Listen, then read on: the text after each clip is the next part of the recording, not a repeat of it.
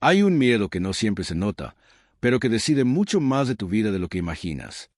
No grita, no se anuncia, no siempre duele de inmediato. Simplemente te frena, te adapta, te hace medir cada palabra y cada gesto. Es el miedo al rechazo. Este miedo no nace de la nada. No aparece porque seas débil ni porque te importe demasiado lo que piensan los demás.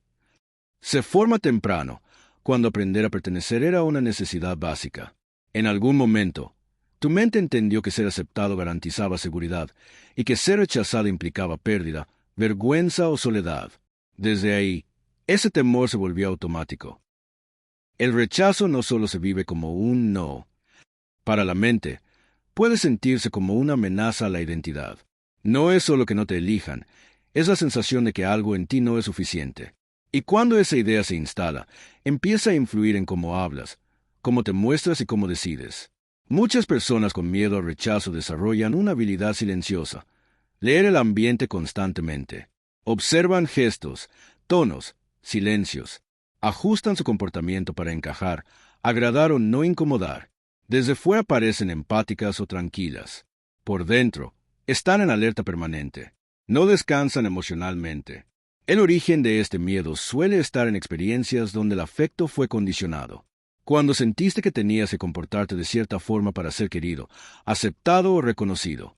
Tal vez aprendiste que expresar enojo alejaba a los demás, que decir lo que pensabas traía consecuencias, o que ser tú mismo no siempre era seguro.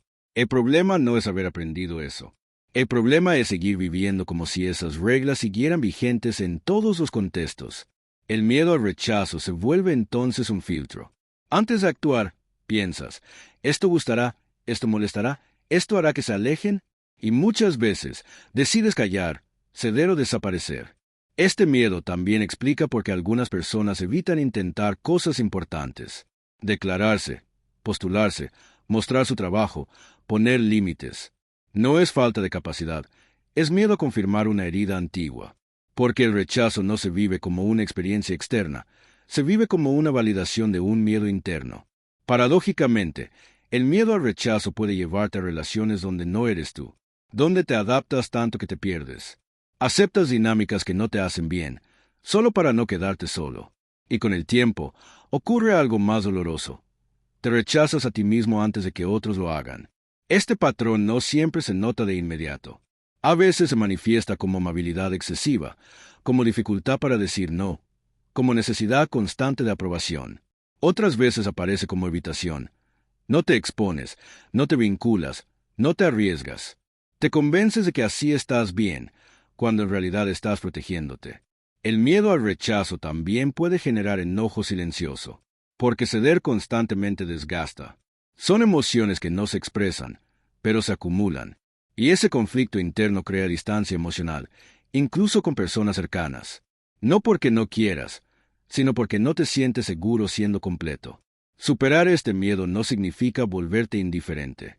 Significa diferenciar el pasado del presente. Entender que no todas las relaciones funcionan con las mismas reglas. Que hoy tienes más recursos, más voz, más capacidad de sostenerte, incluso si alguien no te elige. El rechazo no define tu valor, pero sí revela algo importante. No todo espacio es para ti, y no todas las personas pueden encontrarse contigo en el mismo nivel. Eso no te hace menos, solo te muestra compatibilidad. Cuando empiezas a enfrentar este miedo, algo cambia. Te das cuenta de que el dolor de callarte es más profundo que el dolor de no gustar, que traicionarte para encajar tiene un costo mayor que incomodar, y que perder a otros por ser tú es menos devastador que perderte a ti por miedo. El origen del miedo al rechazo está en la necesidad de pertenecer, pero sanar ese miedo implica aprender algo nuevo, que hoy puedes pertenecer a ti mismo, que no necesitas reducirte para ser aceptado, que el afecto que depende de que te escondas no es refugio, es prisión. Y quizá la reflexión más importante es esta: el rechazo que más marca no siempre viene de afuera. A veces viene de las veces que no te elegiste por miedo a no ser elegido. Cuando empiezas a notarlo, el miedo no desaparece de golpe, pero deja de controlarte. Ya no decide por ti. Y en ese momento, algo se libera, porque por primera vez no estás actuando para evitar que te rechacen, sino para no volver a abandonarte a ti mismo.